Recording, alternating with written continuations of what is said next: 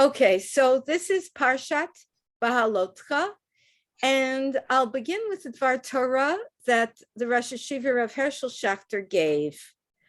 And he said the following: the obligation to offer a Karban Pesach begins at 12 noon on Erev Pesach, and the Karban must be offered in the Beis HaMikdash before Shkia, before sunset. One is considered to be derech b'derech rechoka, that's a far way. If he is so far away from Yerushalayim on Erev Pesach at noon, that even if he were to walk nonstop at a reasonable pace, he would still not arrive in Yerushalayim before the Shkia. So let me elaborate on this. So we're trying to define what it means to be derech rechoka, because after all, nowadays, there are different ways that people could actually reach places, and it's not equivalent to what was the case many years ago when the chief mode of transport was by walking. So again, one is obligated to offer a Karban Pesach at 12 noon on Erev Pesach, and the Karban must be offered in the Beit HaMikdash before sunset. One is considered to be in a derech rechoka if one is so far away from Jerusalem on Erev Pesach at noon that even if he were to walk nonstop at a reasonable pace, he would still not arrive in Yerushalayim before the Shkia. So let's now look at what this means.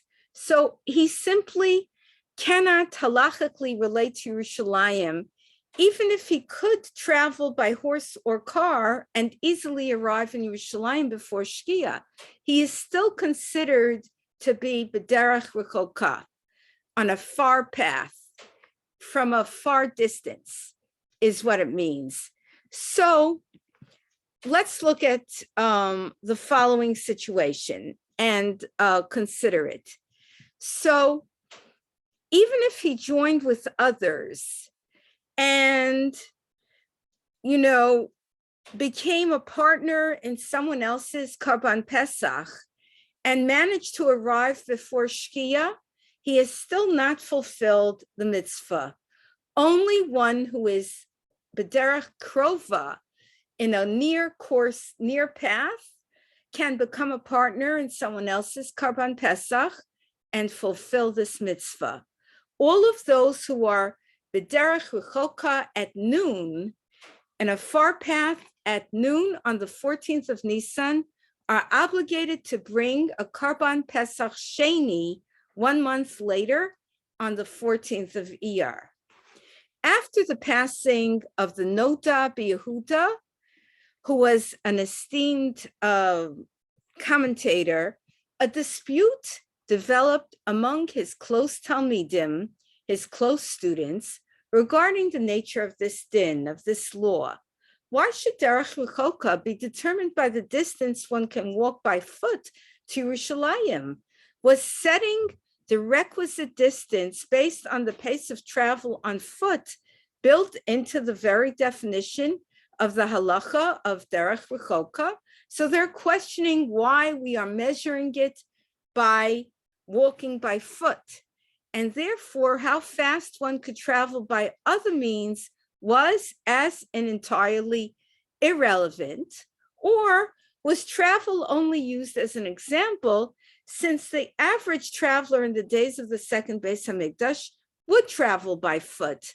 But now we have trains and cars, and the average traveler would certainly use other means of travel. So the distance of derech rechoka should be, according to some Talmidim, adjusted accordingly. Now, this debate regarding Karban Pesach in the late 1700s was unfortunately not relevant halacha l'maaseh. In other words, it's not a practical law because we don't have at the moment the Beis HaMikdash, and there wasn't one in the late 1700s either. So the Karban Pesach was not being offered. The Rabbanim said that when the third Beis Hamikdash will be built, Tchias HaMesim will take place, and we will be able to ask Moshe Rabbeinu this halachic question, this shaila. There is, however, another halacha, which is a function of this law, of this din, which is relevant today. The Gemara tells us that if someone unfortunately dies, lo aleinu, and the family starts sitting shiva, and a relative who is unaware of the death shows up in the home of the avelim, the home of the mourners, before the shiva is over, that person is supposed to pick up the shiva from where they are up to. So let's say they're in the fourth day of it. He would continue till the end with them. He wouldn't start the shiva at that point from the beginning. And he terminates his avelus with those that were already sitting shiva, the ones that started before him. The Gemara says, however, that this is only in cases where the relative in question came from a makom karov, from a close place. So we were discussing before the concept of a derech krova and derech rechoka, a far path, a close path, in connection with the obligation to give a karban pesach. But unfortunately, this law also applies to avelus. And the Gemara says that when a person is unaware of some relative's death and becomes aware of it because he happens to come to the home of the people who were sitting shiva, he's supposed to pick up the shiva from where they were up to. But this is only in the case where he came from a makom karov. And we have to now define what it means nowadays when the primary mode of transport is not walking. So the Rishonim borrow the definition of makom karov from the din of karban pesach. So the people who were Rishonim said if the relative was close enough to the Beis Ha'avel, to the mourner's home, when the shiva began, that he would have been able to arrive within one day, his location is considered to be a makom karov. Regarding this din, we cannot wait, as with the karban pesach, until Tchias HaMesim and ask Moshe Rabbeinu what the din is, because this halacha, this law, is relevant every day of the year, because unfortunately people are dying and people have to know about whether they should sit shiva if a relative finds out in the middle and wasn't present when, people were told about it. So even though there's no Beis Hamikdash, this has nothing to do with the Beis Hamikdash, and it's a law that has to be adjudicated now. So later poskim, as opposed to the Rishonim, ruled that since we have a rule in the Gemara, whenever there is any slight suffix, any slight doubt in Hilchos Avelos, in other words, in laws relating to mourning, we go likula, kal, easy. We try to make it easier for the person. So in that case, we should be lenient and say that when the Avel was more than 10 parsaos away from the Beis Ha'avel, but could arrive within one day if he traveled by train or by car, which is the normal mode of travel nowadays, he should end his shiva with the rest of the family. In other words, he doesn't have to do the full number of days. So in other words, we're saying if he comes in the middle, he'll end with the rest of the people who started earlier, as long as, even if he could have traveled by train or by car within one day, then he ends it with the rest of the family and doesn't have to sit the full 7 days. Today, the average person traveling a long distance would certainly travel by airplane, via which one can get from one side of the world to the other within one day. Should we therefore say that there is no place in the world that is called a makom rachok or a derech rechoka nowadays? So this is very interesting. Rav Moshe Feinstein was of the opinion that this cannot be. The Torah has dinim that apply only to one who is b'makom rachok, and all aspects of the Torah are eternal. So to say makom rachok will never apply nowadays because we can travel so easily and so quickly from one part of the world to another is not applicable. Rav Moshe suggested that of necessity, we must limit this halacha in some way. And he says that the person's location must be at least on the same continent as the Beis Ha'avel in order to be considered a makom karov. So even if one could travel conceivably from Israel to the United States or from England to the United States within a day, that would not be considered a makom karov, a close place, according to Rav Moshe. And one does not halachically relate to a city on a different continent as a close place. It is for this reason that Rav Moshe felt that this din cannot apply to connecting people in Eretz Yisrael and a Beis Avel in America.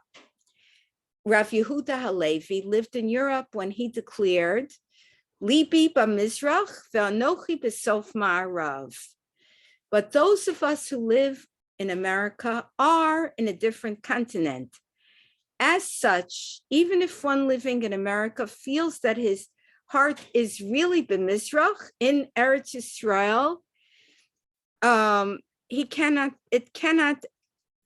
nevertheless, Eretz Yisrael cannot be considered his makom, even if he feels his heart is in Israel. So we would still stop and say, this person is not in the same continent, and it is considered a makom rachok. Now I will segue to another Dvar Torah given by the Rosh Yeshiva of Hershel Schachter, which deals with the following concept. Every Shabbat, we read a Haftorah dealing with Inyane Diyoma, things relating to the day. So once in a while, though, the Inyane Diyoma, in other words, the Haftorah relates to the Parsha, to the current Parsha in general. But it so happens that on occasion there's a chassan and shul, or it happens that it happens to be Erev Rosh Chodesh. But usually we consider the Parshas HaShavua to be connected to the Inyane Diyoma, and there's always an obvious connection between the Haftorah and the Parsha. So let's look at what there is here. In this particular Parsha, Parshas Behaalotecha, both the Chumash and the Navi deal with the lighting of the menorah in the Beis Hamikdash. Very often, according to the Rosh Yeshiva of Hershel Schachter, in addition to the obvious connection, there is a deeper, more subtle connection, which is not that obvious. The Rambam lists the 13 principles of faith of the Jewish religion. These Ikrei Hamuna, the principles of faith, two of them are, one, that we believe in prophecy, and two, that we believe that Moshe Rabbeinu was the greatest prophet of all time. Now, regarding the uniqueness of Moshe Rabbeinu's nevuah, of his prophecy, the Rambam in Moreh Nevuchim, in a book that he composed that we translate to be Guide to the Perplexed, points to the Haftorah of Parshas Behaalotecha, of the very Parsha that we're considering, whereby he says the Navi Zechariah is shown a vision, a prophecy, which he is unable to understand. Zechariah then asks the Malach, the angel who showed him the vision, to explain what the olive trees in the vision are supposed to represent. The Malach responded, but certainly you know what they are all about. Whereupon Zechariah again requests of the angel to please explain, because he really didn't understand. Finally, the Malach explains the vision to the Navi Zechariah. The Rambam quotes the Gemara saying that Moshe Rabbeinu's level of prophecy was much greater than that of all the other Nevi'im in several different ways. One of the differences is that the prophecies of Moshe Rabbeinu were much clearer than those of the other prophets, of the other Nevi'im. The Rambam quotes a passage from Navi Zechariah where he's asking twice to demonstrate the point that unlike Moshe Rabbeinu, it took Zechariah a while with quite a bit of, give and take between him and the Malach to understand the prophecy. Moshe Rabbeinu, was the greatest Navi, and this is one of the major themes of Behaalotecha. Moshe Rabbeinu's own sister Miriam made negative comments about her brother, not realizing that his level of prophecy was way beyond hers or that of her other brother, Aharon HaKohen. Hashem, in fact, punished Miriam for the negative comments that she made and formulated this ikar in Emunah. That's where we derive this principle of faith. That is, that one should realize that Moshe Rabbeinu was the Adon HaNevi'im, head and shoulders above all the other prophets for all time. This is the additional connection between Behaalotecha and its Haftorah. And, they both bring out this principle of Emunah. Now I'm going to I'm going to share my screen so you can see what Lord Rabbi Jonathan Sachs said about this Parsha. So 1 second while I share my screen. And okay, here we go.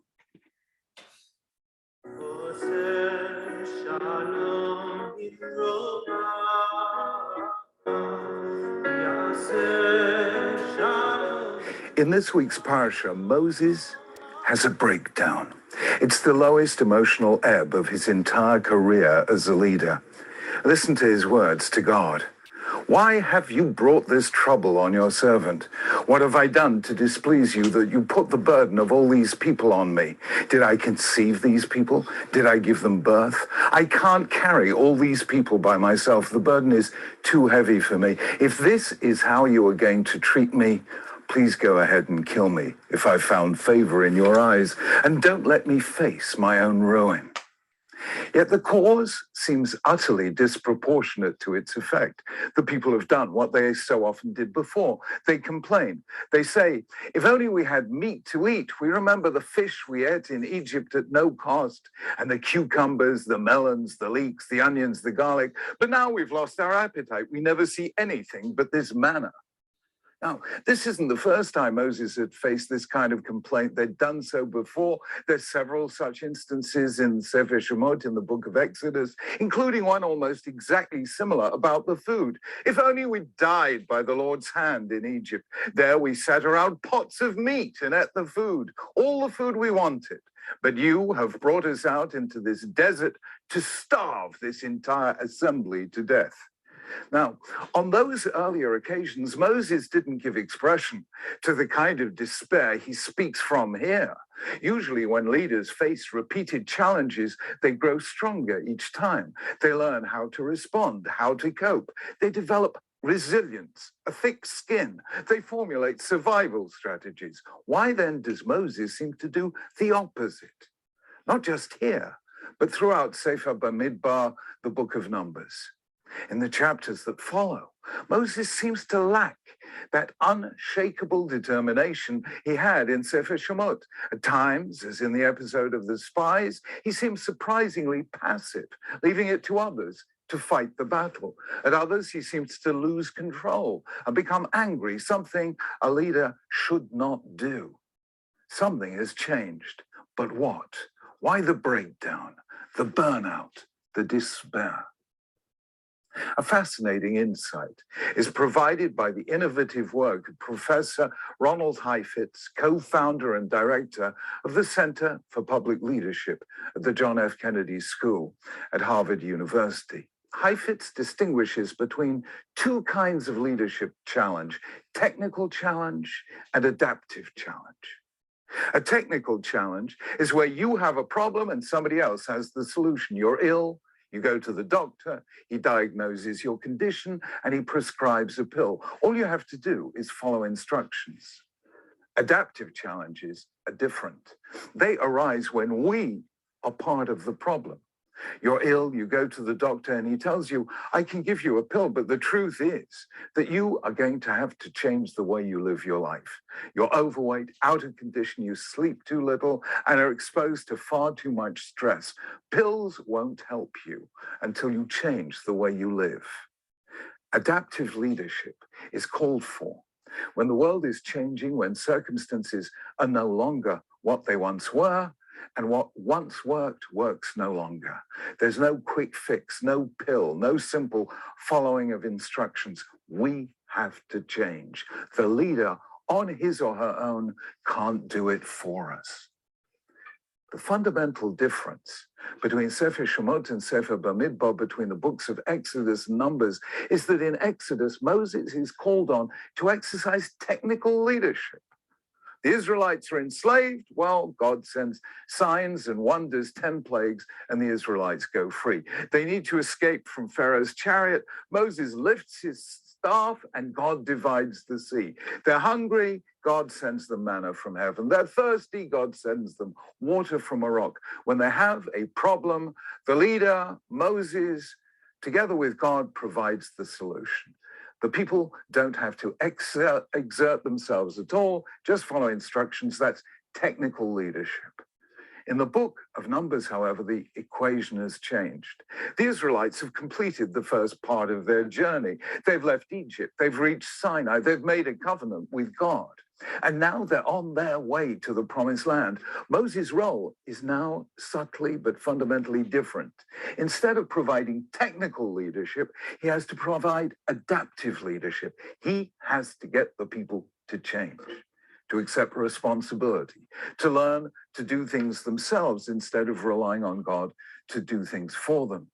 He has to turn them into a people capable of creating a free society in their own land. And it's precisely because Moses understands this that he is so devastated when he sees that the people haven't changed at all. They're still complaining about the food, almost exactly as they did before the revelation at Sinai, before they covenanted with God, before they themselves had built the sanctuary, their first creative endeavor together. He has to teach them to adapt. But he senses, and as it happens rightly, that they are simply unable to adapt, unable to change their patterns of response, the result of years of slavery. They're passive. They're dependent. They've lost the capacity for self-motivated action. And as we will eventually discover, it's going to take a whole new generation, one born in freedom, to develop the strength needed for self-governance, the precondition of freedom. Adaptive leadership is intensely difficult. People resist change. They erect barriers against it. One is denial, we don't need to. A second is anger, who is he telling us to change? A third is blame, it's his fault, not ours. That's why adaptive leadership is emotionally draining in the extreme. Many of the greatest adaptive leaders, among them Lincoln, Gandhi, John F. Kennedy, Robert Kennedy, Martin Luther King, Anwar Sadat, and Yitzhak Rabin, were assassinated. Their greatness was posthumous. Only in retrospect were they seen by their people as heroes. At the time, they were seen by many as a threat to the status quo, to all that is comfortingly familiar. Moses, with the insight of the greatest of the prophets, intuitively sees all of this, hence his despair and wish to die. It's far easier to be a technical leader than an adaptive one. It's easy to leave it to God, hard to realize that God is calling us to responsibility, to becoming his partners in the work of redemption. But of course, the Torah doesn't leave it there. In Judaism, despair is never the last word. God comforts Moses, tells him to recruit 70 elders who will share the burden of leadership with him, and gives him the strength to carry on. Adaptive leadership is, for Judaism, the highest form of leadership. That's what the prophets did. Without relieving the people of their responsibility, they gave them a vision and a hope. They spoke difficult, challenging truths, and they did so with a passion that still has the power to inspire the better angels of our nature, but with devastating honesty, never more so than in the case of Moses' temporary breakdown. The Torah tells us that adaptive leadership is not easy, and that those who exercise it will face anger and criticism. They may come to feel that they have failed, but they haven't. Moses remains the greatest leader the Jewish people has ever known, the man who almost single-handedly shaped the Israelites into a nation that never gave up, never gave way to despair. Nowhere is the difficulty of adaptive leadership simply summarized than in God's words to Moses' successor, Joshua. Listen carefully to these words taken from the first chapter of the book of Joshua. God says, "Be strong and courageous, chazak ve'amatz, for you will lead these people to inherit the land I swore to their ancestors to give them. Oh, be strong and very courageous to keep and obey all the law my servant Moses gave you." The first sentence speaks about military leadership. Joshua was going to lead the people in their conquest of the land. The second verse speaks about spiritual leadership. Joshua had to ensure that the people kept faith with the covenant they'd made with God. The first says the verse needs courage, but the second needs exceptional courage. Very courageous. Change always does. To fight an enemy is hard, but to fight yourself is harder still. To help people find the strength to change, that is the highest leadership challenge of them all. Shabbat Shalom. And now we will give the floor to Yehudit. So Yehudit, welcome, and let's hear from you. Thank you. Hope you can hear me. Yes. Okay, so thank you for the warm welcome, and I hope everybody's doing well. I've gone back to Rav Chaim Sabato for this week's parasha. So he focuses on the pasuk of Vayim bin Aaron Vayomer Moshe Kuma Hashem Vayifutzu Oidecha Vayinusu Misanecha Mipanecha. When the ark would travel, and then we know these psukim from when we open the Aron Kodesh in synagogue, and we sing it, but we don't always pay attention, or a lot of attention, to the context of this, and not just what the words mean, but the context of where it appears. So Rav Sabato points out, which some of you may recognize this, but he starts off with this, that this small passage of our parasha stands out in a unique manner from the rest of the written text of the Torah. And if you were to look at the written text of the Torah, or even a printed text that is faithful to the way the text is written in the Torah, you would see that there are two backward letter nuns that frame these psukim. One appears before and one appears after the pasuk, and they're bracketed off from the rest of the text.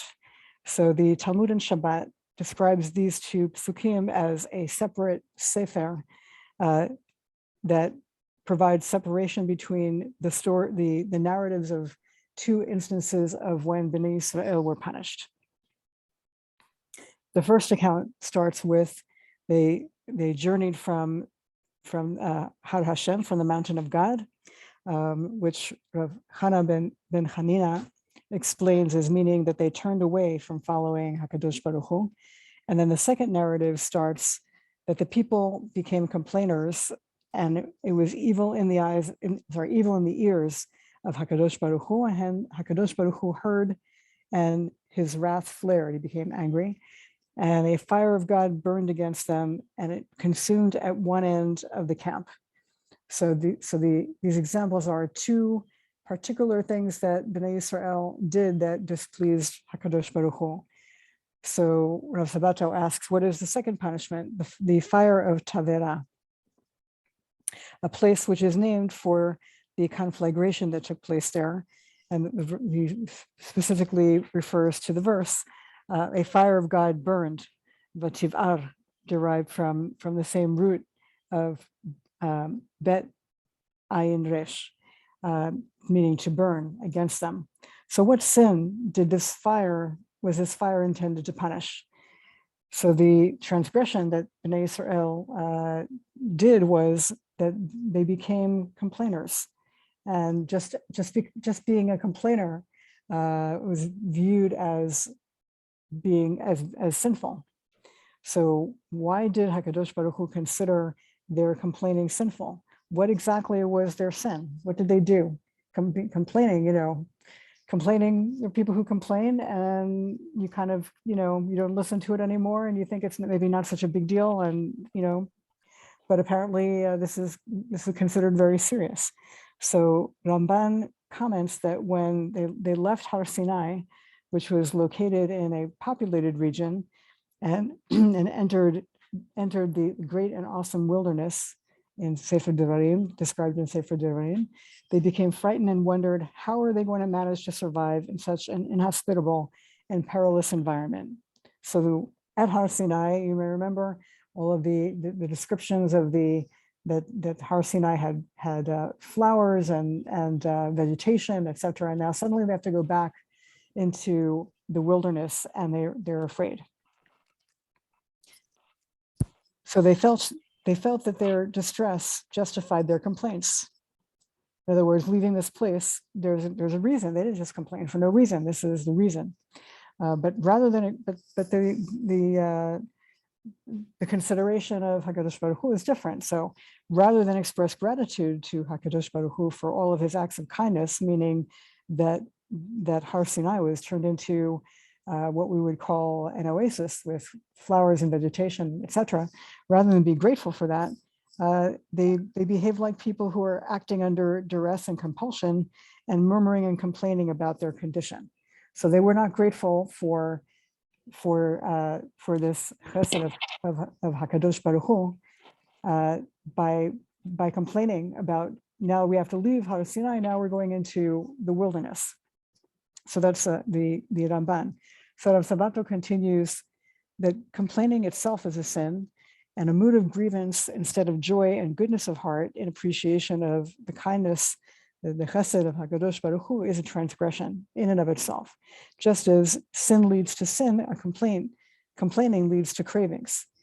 And the complainer searches for compensation for his dissatisfaction, and instead of goodness of heart and true joyfulness, he fills his soul with desires.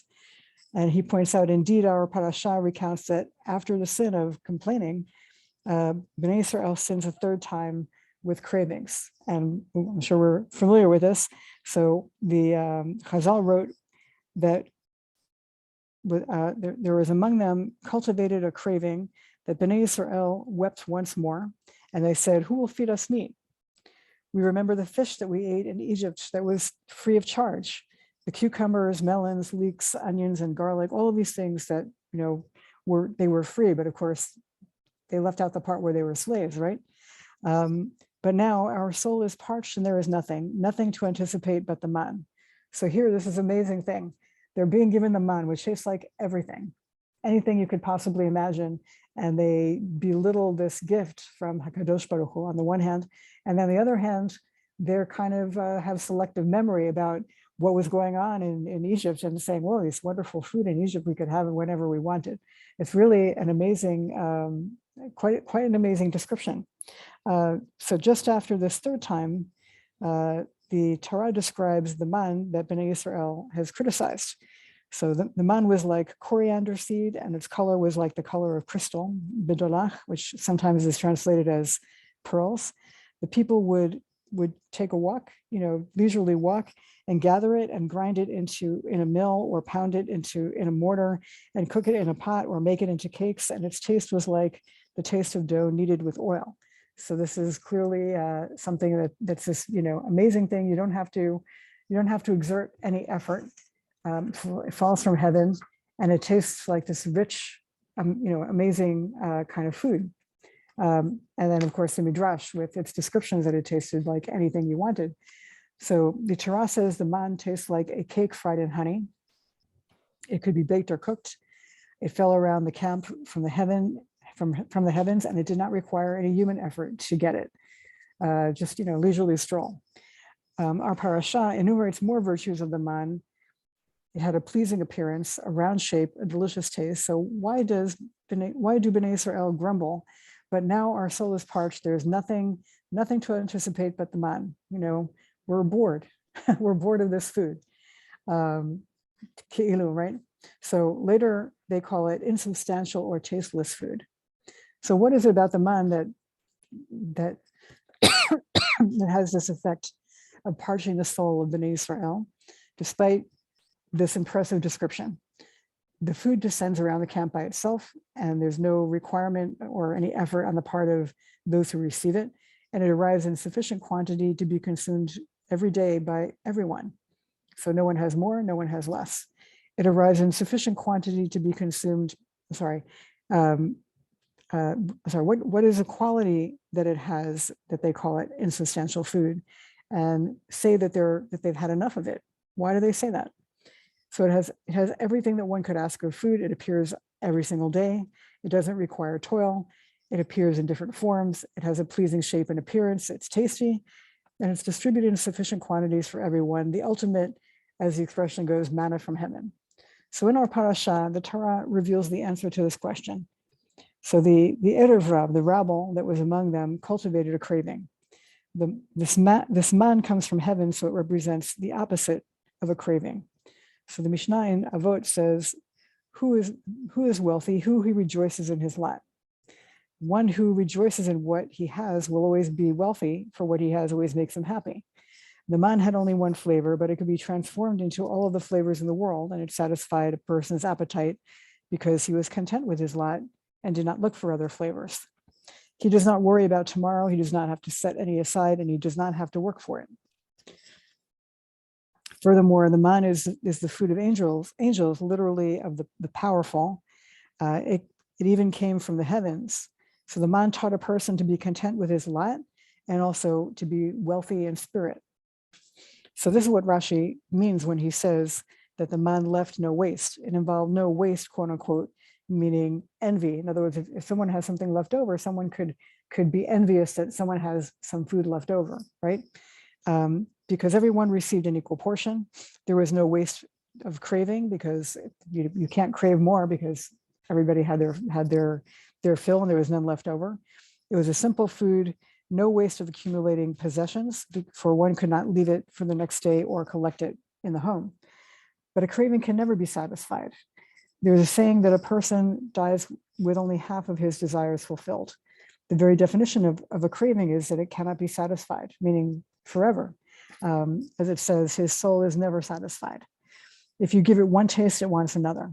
Even if you give Bnei Israel all the tastes in the world, it would still crave garlic and onions. Maybe something else, but he's giving an example. For the complainers, the man is insubstantial food. They could neither accumulate it, nor vary it, nor boast of it in front of the poor, nor enjoy it constantly. So this is not the food of craving. It's the food of heaven, which is why it has those properties. And for those who craved, it was indeed insubstantial food. So one sin leads to another sin. The sin of complaint leads to the sin of craving, and the sin of craving leads to the sin of the miraglim, of the spies. For Eretz Israel is Eretz HaKodesh, on which the divine presence rests, and those who complain and crave spurn the land. They despise the land that is truly desirable. So we come from something that seems so small, like just complaining, and to craving, and then we get to rejecting Eretz Yisrael. It seems like this impossible thing that Rav Sabato is pointing to an escalation of sins from one to the other, from one level to another, and ultimately they get to that they reject Eretz Yisrael, God forbid. So what was the first sin and what was the first punishment that led to all the others? As Rav Sabato mentioned in the beginning, Chazal expound, they journeyed from the mountain of God means they turned away from following him.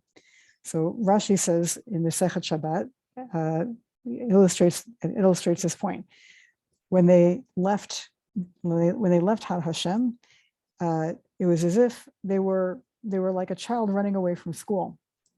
When Bnei Yisrael were busy rejoicing over the humiliation of the Egyptians at the Yam Suf,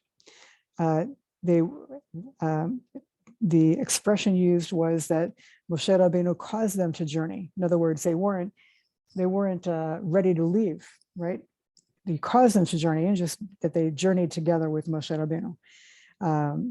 So when they journeyed from the place where they received the Torah, it says they journeyed. It doesn't say Moshe caused them to journey, that he had to encourage them to leave of their own free will without asking to delay. So Chazal understood that Bnei Yisrael showed not even the smallest sign of regret over leaving the place where they received the priceless gift of the Torah. So this is on the one hand, and then of course they complain because they go into the wilderness after that. So the root of all these three sins, the root of all these sins lies in mistaken attitude to the Torah. If one relates to it as a child trying to run away from school, it leads to complaint, it leads to craving. And in the case of the Miraglim, the spies, it leads to disdaining rather than cherishing the land. This is why the Torah inserts a pause between the two punishments. The pause, the two verses bracketed by the backward nuns, forms a kind of parasha unto itself. It begins, when the ark would journey, Moshe said, "Arise, God, and let your foes be scattered. Let those who hate you flee from before you." And when it rested, he would say, "Reside tranquilly, O God, among the myriad thousands of Israel," unquote. So significantly, the pause comes not when Bnei Yisrael are fleeing from the mountain of God, but rather when they are walking after the Aron, after Mishkan, which travels among them. This constant connection to the word of HaKadosh Baruch Hu is what prevents the deterioration of our parasha. The deterioration described in our parasha. So one who cleaves to Torah Hashem distances himself from complaint and craving. In other words, if you really know who you are, you really know what the values of the Torah are, then you would understand that you need to be great. You need to express gratitude for the chesed of HaKadosh Baruch Hu in the desert, because anyone else going into the desert would never have all of these things, certainly not the man, but also many, many other things, the oasis at Har Sinai, and many of the other nisim that Bnei Israel experienced. So one who cleaves to the Torah distances himself from these things, and he is therefore happy with what he has and good-hearted, and he loves the land of HaKadosh Baruch Hu. He loves Eretz Yisrael, the desirable and spacious land, Eretz Chemda Tova Uvracha, the blessed and spacious land that is forever under the watchful eyes of HaKadosh Baruch Hu.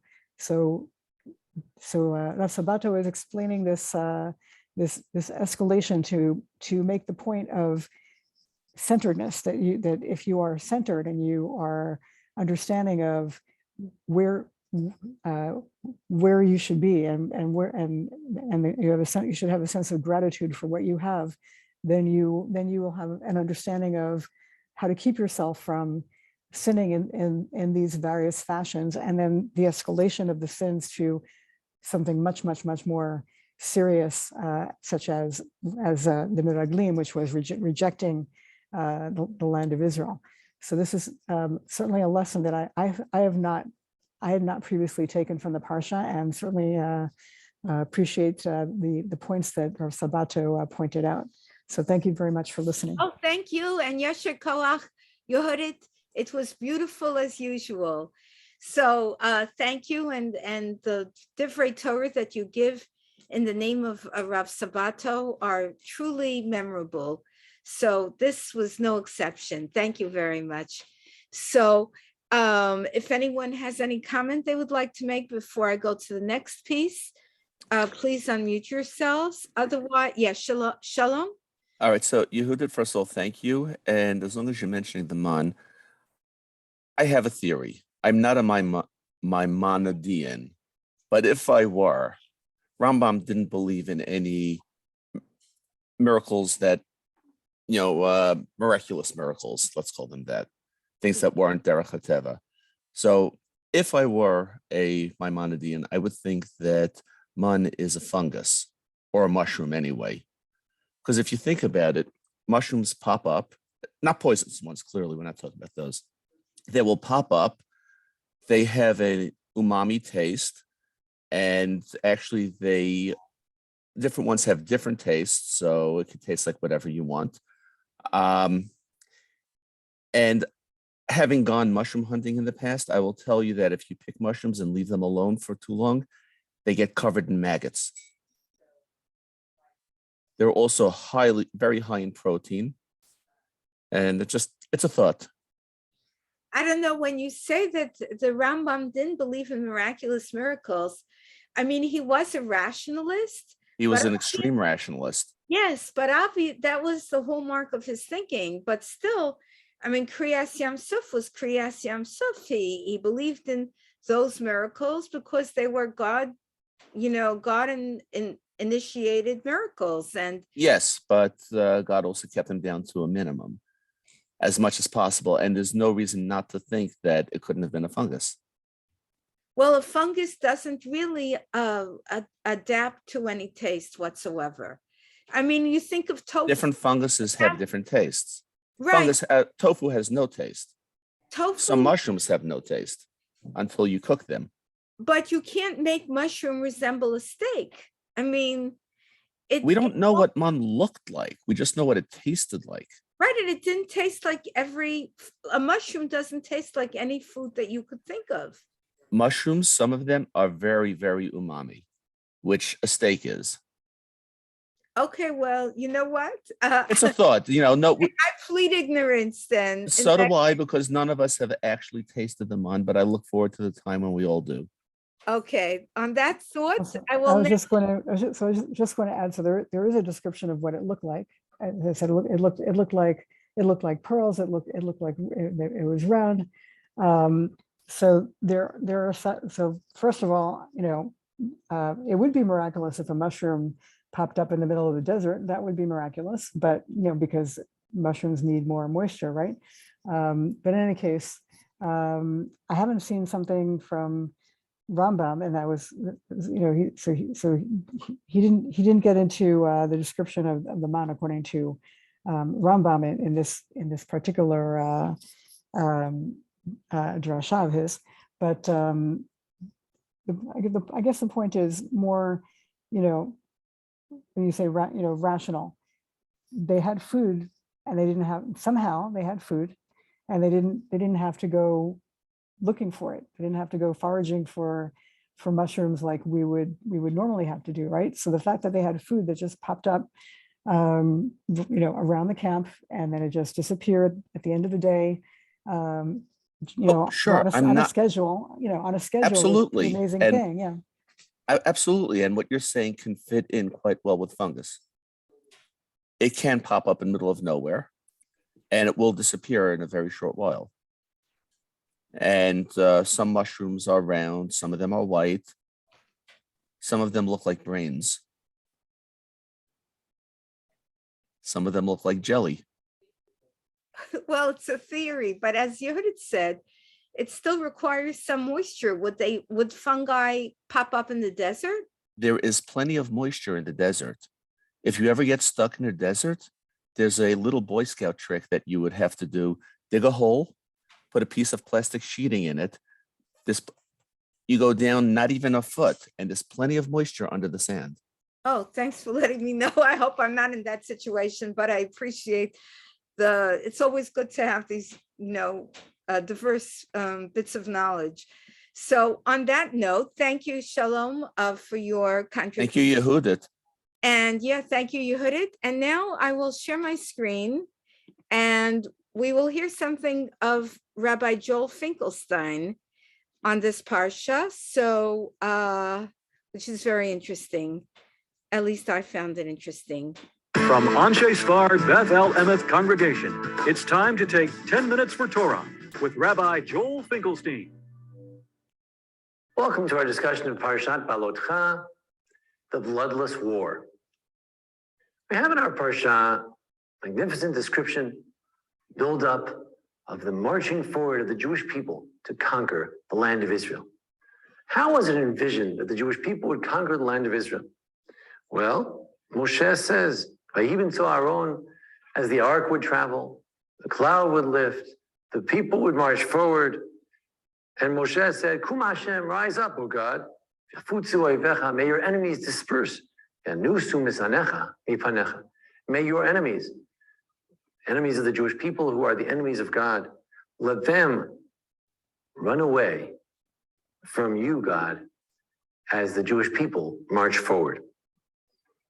This prayer of Moshe seems to be the hope for the Jewish war, the Jewish value of war, the Jewish concept of war.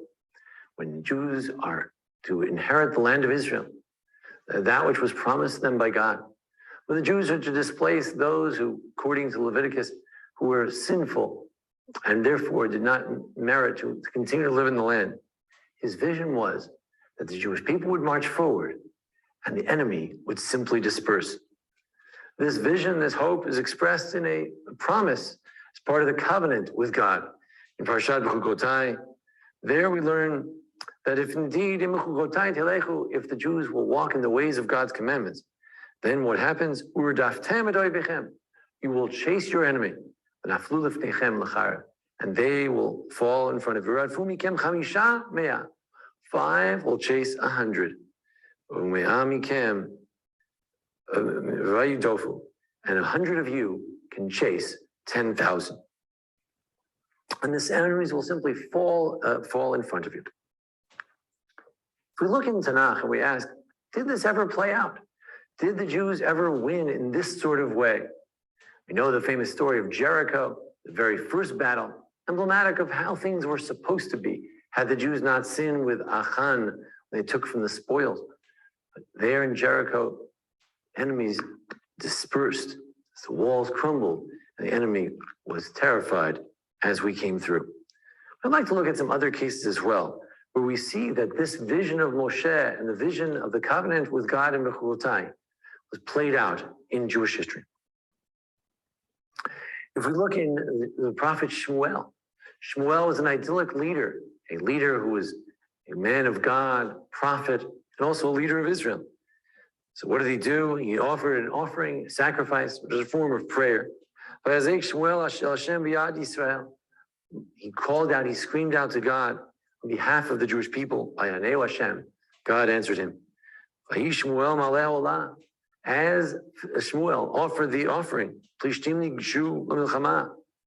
the Philistines came forward to attack the Jews.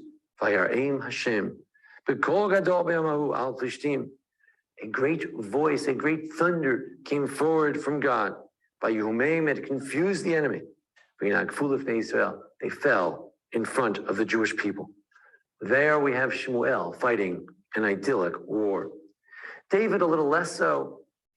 He fights real wars, but we do find in Shmuel Bet, 2 Samuel chapter 10, there it does mention in his various fights that they gathered to fight against Israel, and then Vayanas Aram Mipnei Israel, the Aram ran away from the Jewish people.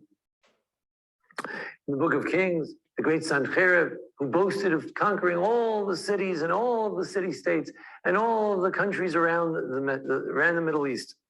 And indeed, we have archaeological evidence of his boast in writing, where he boasts of destroying all the cities, but not Jerusalem.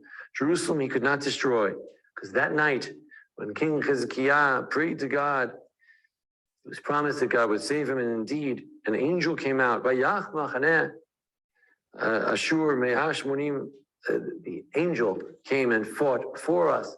No Jewish swords were lifted. We came that morning, and there the soldiers, the enemy, had died. This is a war in which the Jewish soldiers lift no finger.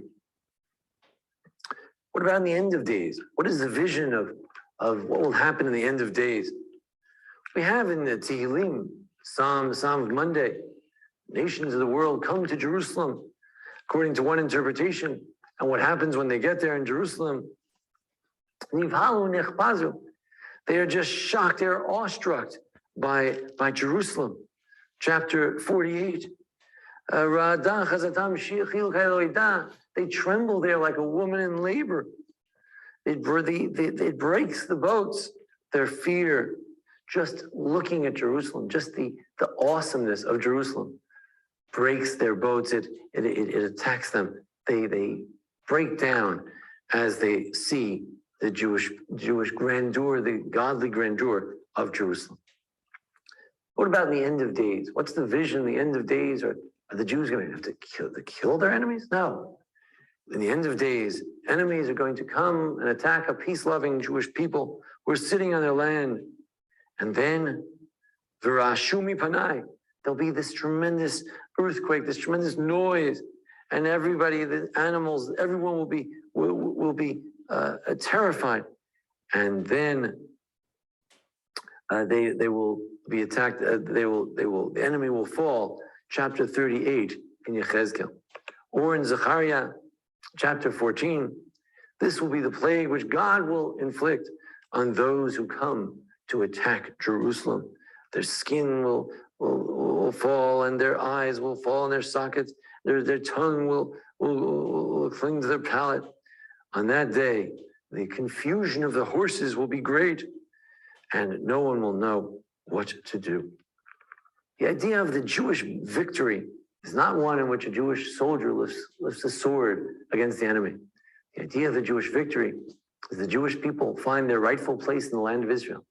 The enemies flee. I think it was Golda Meir who said that she could forgive Anwar Sadat and other Arab leaders for what they had done to our people, but she would never be able to forgive them for that she made our soldiers lift their swords, that she turned our boys into soldiers and fighters. That's not our ideal. We see here in Tanakh, we see here in this Parshat, we see here in Moshe's prayer, the Jewish ideal is that a Jewish soldier goes out to battle, and it's God who does the fighting. The Jewish people can come and rest in their rightful home, and never having lifted a sword at all. We know that when it comes to Yaakov, our forefather, when he battled and fought, had to fight and had to confront Esav, he was Vayira Yaakov Ma'od Vayetzelo. He was very concerned and he was very distressed. Concerned, worried, distressed. Why all these expressions? And the rabbis say he was concerned that he would have to kill Esav, but he was also concerned. He was concerned that he would be killed, but he was also concerned that he would have to kill. The Jewish ideal is that we wouldn't have to kill anyone, but rather that a Jew could simply live peacefully in their land, and that others would appreciate that indeed God's people have returned to the land that God had promised them. This is the Jewish ideal. This is the Jewish value. There's no Jewish value of war, of killing others, God forbid.